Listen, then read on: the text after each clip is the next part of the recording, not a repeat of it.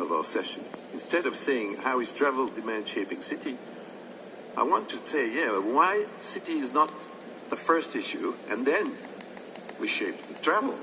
Because that's what we did for years for the car. It's basically our city, in my city in Brussels, years for the car. It's basically our city, in my city in Brussels.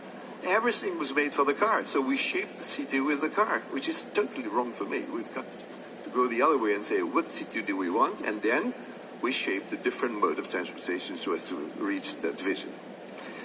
I'm nearly finished, Juliet. Don't worry.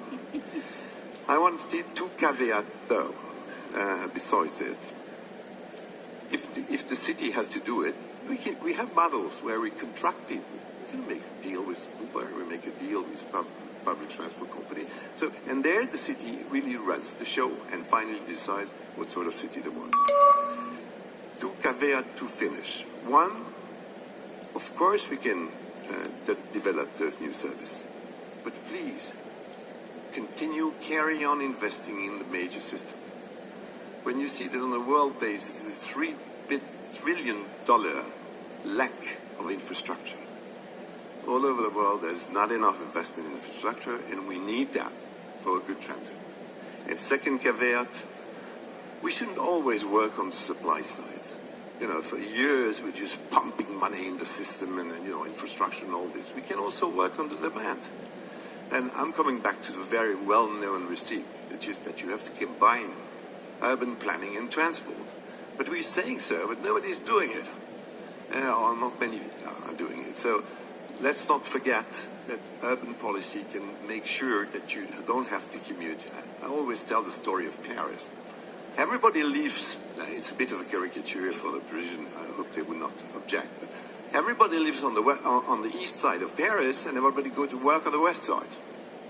This is totally crazy. And so the commute, making maybe RATP and the metro system happy, but it's not the way it should go. And I think if urban planner would be more involved in this, it would be interesting. And finally, I think we can also manage the travel demand.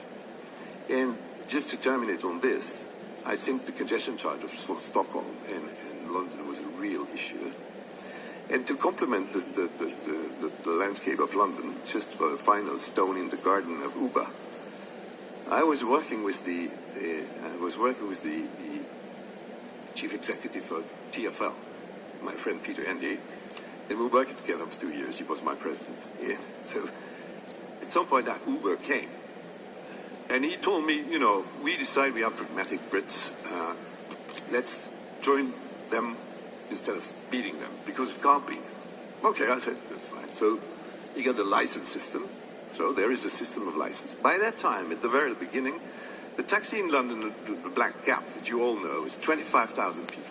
25,000 cabs. And then outside the cabs, which are licensed, they have to go to special school and all this, very professional.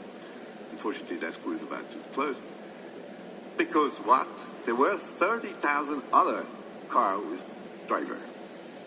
It's not already Uber, but it was, already 30. Today, Uber is being licensed. There are 90,000. And there is congestion again. So maybe going back, remember what the boss said about the informal transport? I'm not sure that we have yet found the way not to go back to informal transport. You've seen the picture that you showed us. But we have to be very careful and make sure that it's no longer, it is the jungle in some Africa on the road. I don't want to return to the jungle in our country.